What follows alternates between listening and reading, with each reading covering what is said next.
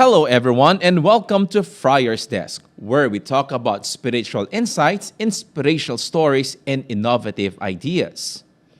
Shrines refer to active sites dedicated in honor of a saint. These include major Marian shrines that claim to be sites of apparitions, devotional shrines for a particular saint, or sites where a saint or a holy person is believed to lived, died, or buried. And currently, there are about 17 international shrines and 231 national shrines around the world. In the Philippines, we have 1 international and 27 national shrines. What is a shrine? Why do Catholics embark on a pilgrimage? We have here as our guest is Brother Kendrick Ivan Panganiban. Sir, please introduce yourself. Good day to all of you. I am Brother Kendrick Ivan Panganiban.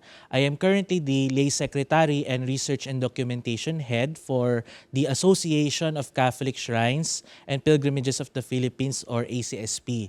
So this is the official ministry for pilgrimages and shrines of the CBCP, Episcopal Commission on Migrants and Itinerant People. Okay, thank you. Before we start on anything, what is the difference or what is the basic of our understanding of a shrine, and how does it differ from a basilica or a church? Okay, so in the Code of Canon Law, if you're going to look into Canon 1230, so it says there that the shrine is a place of popular pilgrimage because of a devotion. So if there is no devotion, there is no shrine. And the people come to this certain place, the sacred place, because there is a special devotion that attracts the people to go there. And because of the powerful intercession of the saint or the title of Christ or the Virgin Mary that is promoted in that place, there comes a time na there are more and more people that come and go through the centuries or through the years. And because of that, it is recognized by each diocese as a shrine or a special place of pilgrimage. Actually, if we're going to look into the term shrine now, it's a bit abused because some places that could be private prayer oratories or chapels could be called shrines. But technically, if you're going to ask me what really are shrines, these are the sacred places that are being visited by pilgrims that are approved by the local ordinary. So if it's a diocesan shrine, it is approved by the bishop. If it's a national shrine, it is approved by the Episcopal Conference of Bishops. Then if it is an international shrine, it is approved by Rome. Now to the second thing that you asked me, Father, why is it different from basilicas, etc.? So these shrines are churches that are different from the normal diocesan churches. What do I say by diocesan churches? These are the churches that you normally see in a diocese, and there are 4. A cathedral, which is the center or the mother church of every diocese where the cathedra or the seat of the bishop is present. Then there is the basilica, which are extraordinary parishes. So you do not need to become a shrine in order for you to become a basilica. You just have to be an extraordinary center of the pastoral life of that diocese. It means that second to the cathedral, you will be the most remembered church in your area. After that are the parishes, the churches that cater to different communities, local communities within a diocese. And after that are the chapels, which are the sub-parishes that are under a parish. So those 4 churches are different from shrines. It means that these churches are a special privilege for each diocese if ever that they have one. It means that there is a popular site of pilgrimage where people can go to and can receive the abundance of the gift of indulgence. Okay, before we go further into that, maybe we could go into your history muna tayo. We become personal. When did you have that feeling that you want to study more on the shrines po? Actually po, I am from Hagunoy, Bulacan, in the Diocese of Malolos, and in our hometown, there's a national shrine. It's the National Shrine of Saint Anne. So I was told that it was declared a national shrine in 1991. And it became an inspiration for me because there was a point in my life when I asked, what's what's the difference of our place from other places? Why is it a national shrine and the others churches are just diocesan shrines or parishes? Then I came to research and to discover that being a shrine is not just a special title or a privilege. It is actually a responsibility for that place to become a promoter of that devotion of that saint to different places. So if it's a diocesan shrine, it should be well known in the whole diocese. If it's a national shrine, it should be well known throughout the whole country. So after that, it became the inspiration for me to see in a wider perspective or in a systematic way, how are we going to treat the shrines in our country? How do we say that there is pastoral care for the pilgrims? That's why we made this book. So it's the role of shrines in view of the new evangelization. Before we go to that book, we will discuss that in a little while. But in what you have said, in line with what you have said in the shrines, because these are the places where devotees go and gather to have a special devotion to a particular saint. Do you have a particular saint in mind that you find interest in? Well, if I'm going to ask regarding the special devotions that we have, I would say it's the Blessed Mother. Because majority of the shrines we have in the Philippines are mostly dedicated to the Blessed Virgin Mary.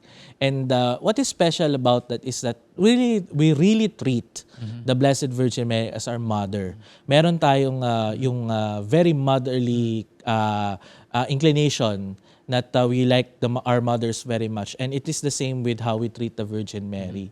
And that is something that is really attracting me. Kasi for example, in my experience, I was baptized in a Marian shrine, in the shrine of Nuestra Señora de Guia in Ermita. Then I was also confirmed in a shrine, in the National Shrine of Saint Anne.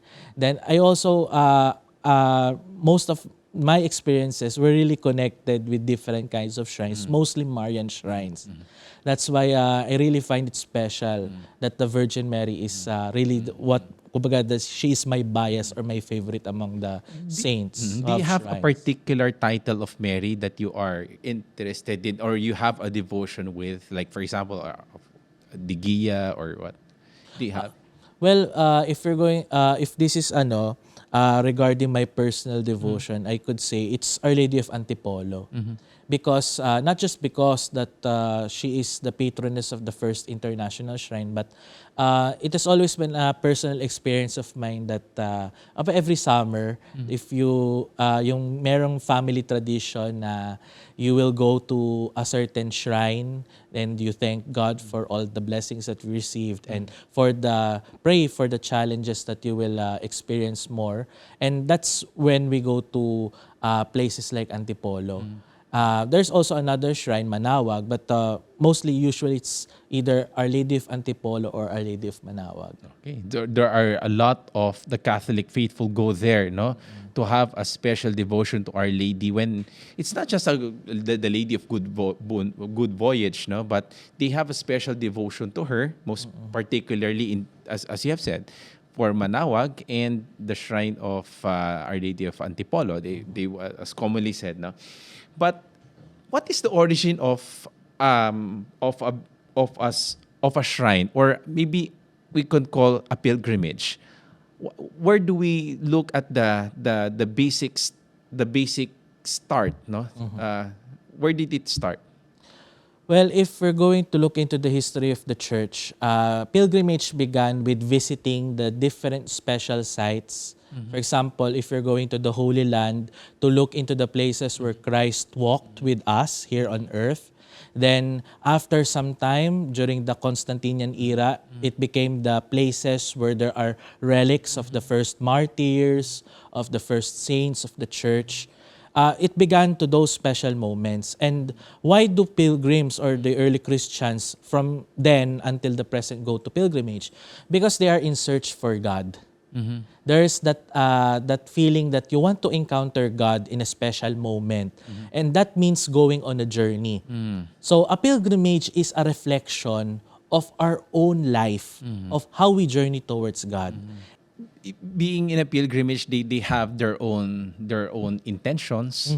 For example, when we speak of the shrine of Our Lady of Lourdes, they go there for healing. Yes. For if they have their sickness or illness, they go to a particular shrine. Could you Yes. mention to us some examples of pilgrimages or shrines? Yes. Well, the what you told me a while ago, Father, it's what we call the charism of the shrine. Because charism most often is used as a term for the gift or a special quality or a special ability. And shrines also have that what we call charism. So they have a special gift wherein people go there for a specific intention, or if not, a multiple number of intentions. For example, if we're going to go to Our Lady of Antipolo, most of the people who go there are people who want to pray for a safe journey. That's why most of the time you will see in Antipolo, there are cars being blessed. Then, if for example, if you're going to Our Lady of Lourdes, just like what you said a while ago, it's mostly connected with healing. So there are many sessions there of healing masses or moments when there is anointing for the sick. Then, for example, if there are more local traditions, for example, in Obando, in Bulacan, if you're going to go to the National Shrine there dedicated to Our Lady of Salambao, Saint Pascal Bailon, and Saint Clare of Assisi, every May, there is the fertility rites there. So most of the people who go there are couples who want to have a child. So each of these shrines have that certain kind of charism.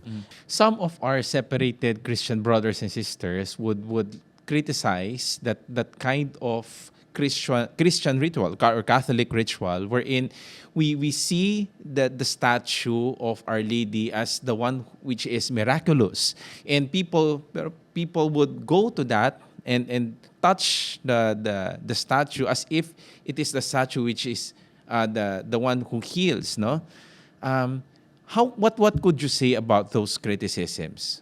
Well, it is very clear in the teaching of the Catholic Church that the image represents, it only represents the saint or the title of Christ that is being honored. And that's why it is called veneration rather than other terms like worship or adoration. It is veneration. And of course, if we're going to ask, there's a type of popular piety wherein we are able to touch these images because it's part of our culture.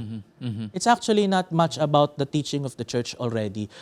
For example, the term of paghaplos or the touching of the images, it's actually part of our culture of being near to a certain patron, to a certain, as if it were our own family member or even our own friend. Like for example, if you have your beloved, no, you have a picture in your wallet, you have a picture in your own room, in your own house, especially if they are dead already, so that you could also remember them and try to reminisce the memories or the memories that you had when the person was still living.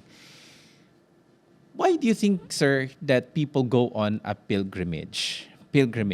Meaning that they would go out of their way, they go out of their own city or even a country. They would go even to Europe just to go to Lourdes, just to go to Fatima, or even the South America, they have the Guadalupe, or even in Italy, they have Saint Anthony of Padua. So they go on a pilgrimage. Why is there? What is really the purpose of going there? Well, if the purpose of the pilgrimage is to encounter God, it means that every once in a while in our busy lives, for example, if we have work or study, sometimes it distracts us from doing prayer, from doing things that are connecting us with God or with the divine. So the pilgrimage becomes an opportunity for us to reconnect with God. Kumbaga, we give time for God. Not just because of a certain need or a certain intention, but because it allows us to recharge.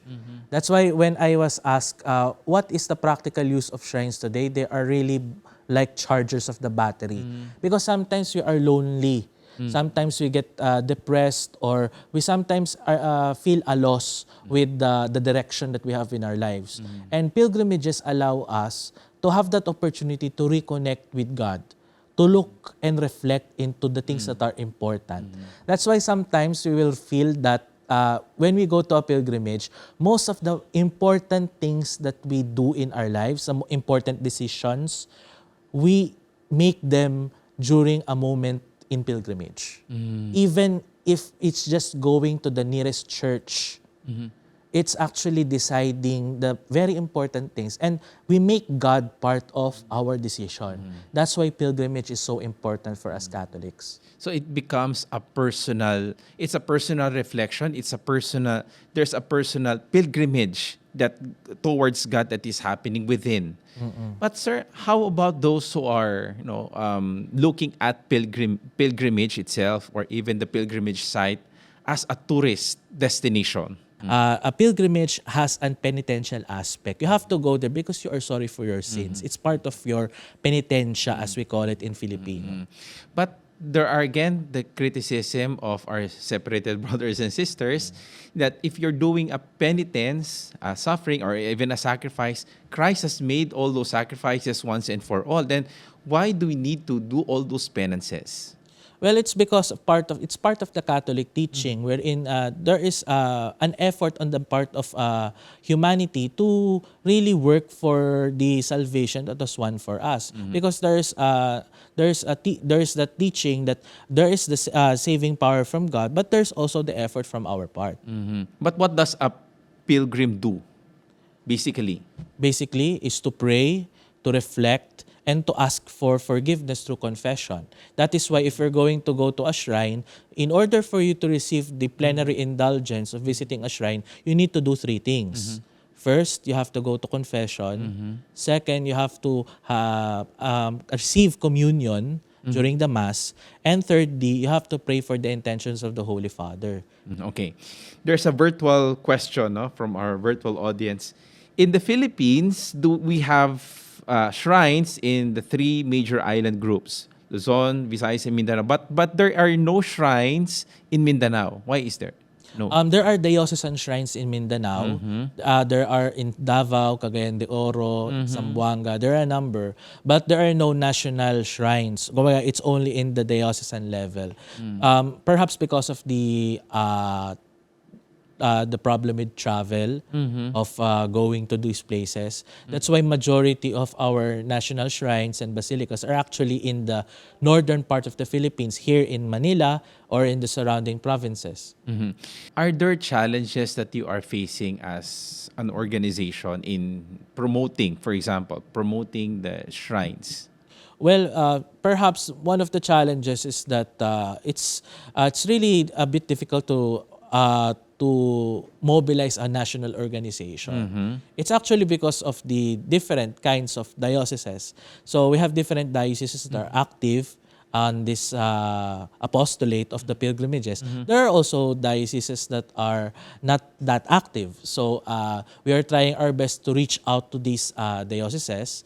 For example, from last year until the present, I'm mostly it is me who is going to the different dioceses across the country to give the updating of the program for shrines that was established in 2017 because of the apostolic letter of Pope Francis, Sanctuarium in Ecclesia, and we were able to adapt that to the Philippine context through the book that we have here that was published in 2021. So, but how could the lay people help promote promote the shrines, or how to support a shrine, basically? Well, as I mentioned a while ago, Father, we have shrine ministries. A shrine ministry is an idea that was conceptualized because of Pope Francis' letter in 2017. So he noted there that there should be an organic pastoral ministry for every shrine to promote their patron and the devotion to that patron. Now that means that is a call for all the lay people of that particular community to have a special ministry for the pilgrims. That's actually what differentiates a normal parish from a shrine. Now, may dagdag, there is something added to the responsibility of that church, and that is that there will be a special ministry for the pilgrims that is led not only by the rector but by the lay people. when we are talking about shrines, there are a lot of people going there kasi it's a gathering of a number of people who have devotion to a particular saint, no? But how to apply to be a shrine? Is it coming, or is it the initiative of the diocesan priest or diocesan bishop, or a lay person could apply for a shrine?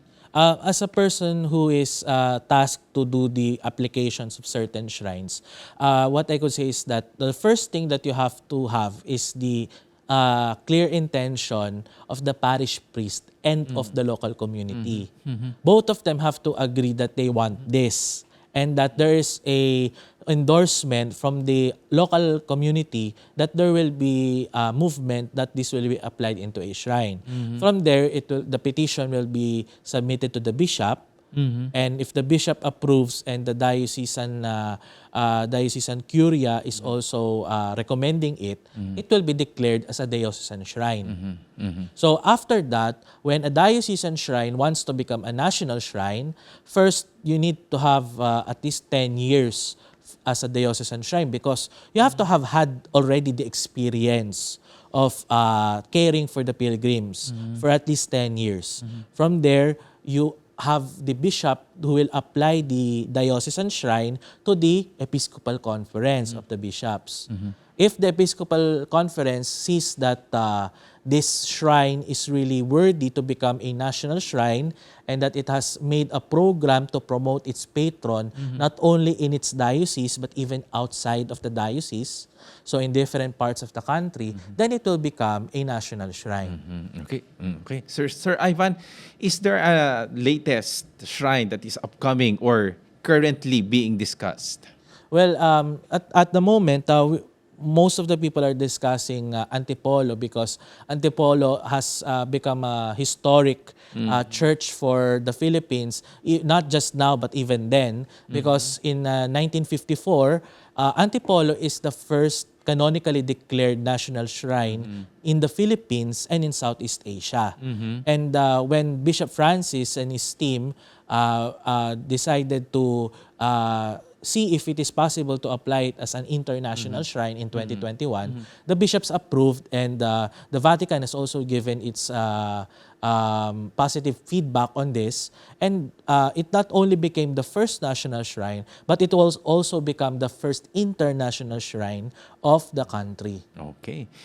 Now we go to because we want to have we want to ask about the role now of the shrines in the Filipino context. In the Philippine context, what would be the primary role, or the roles maybe, of the shrines here in the Philippines? Well, if you're going to see the life of the Filipino Catholics now, we are a bit busy of different things, of work, of study, of even the different things that are very troubling for us. For example, if there are problems with the family, problems with relationships, etc.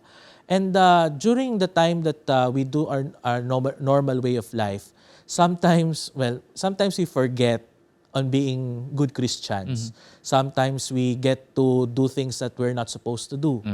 Shrines become living reminders, become places where we are reminded that there is a need for us to become good Christians. There is a need for us to become better Catholics. And this is happening because of the pilgrimage experience of going there and reconnecting with God. And after reconnecting with God, you bring God back home to you and to your family, to your workplace, or to your school. And this is the topic of your book, no? Yes. This is the main theme of your book, no? The role of shrines in view of the new evangelization. Could you tell us, Sir Ivan, what is this new evangelization and what's the connection now with the shrine? As if we are going to remind ourselves, no, diba, if we say new evangelization, it's actually proclaiming the gospel of Christ to people who already know Christ.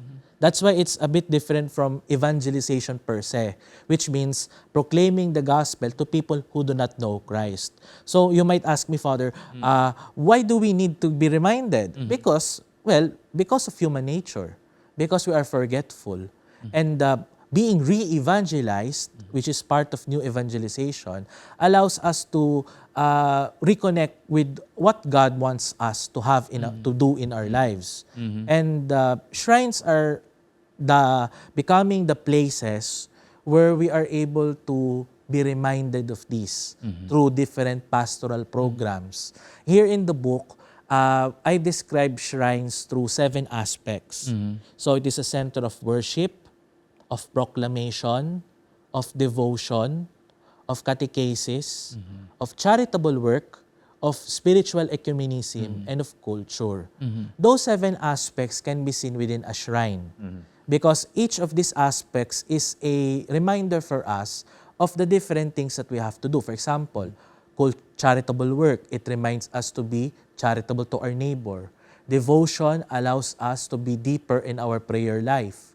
Worship allows us to not just to have a devotion and to do novena or do procession, but also go to mass and go to confession. Proclamation does not just mean that you have to be a Christian. You have to also proclaim Christ as a Christian. So there are certain challenges in one's life that are being reminded of us every time you go to a shrine. And that is what we are explaining here in this book. That becomes more important, the shrines, no? When pandemic hit us, and now we are living in a somehow post-pandemic situation.